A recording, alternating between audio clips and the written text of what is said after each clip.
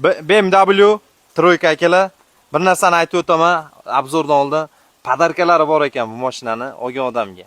Bu podarkalarning oxirida, videoda oxirida o'zim aytaman, undan oldin obzorni qilamiz. Xo'p, 2017 100% родной окрасda deyishdi egalari.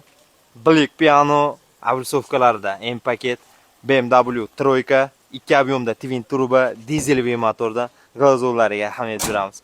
Mashinani qaranglar turishini. Yoshlar bor, o'g'il bolalar bor, mashina maza qilib shaharda minib yuriladi. O'zin zavodskiy diskalarda, balonlari ham yaxshi ekan.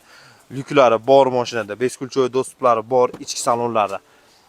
Tonirovkalarni aytib o'taman, elektropaket, память сидения, плавающие сиденья, katta multirul, lipistok rul, probeglarning 178 ming, shunaqa deyishdi. Katta monitor, abduf podogrev sideniyalari bor, ichki salon holatlari zo'r. Lyuklari ham bor. Akalar, mashinani podarkasiga yaqinlashyapmiz, hozir aytib o'taman.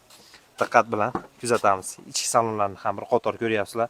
BMW 2017 100% родной окраsda LED stoplarida 13 ming dollarga 100% родной окрас.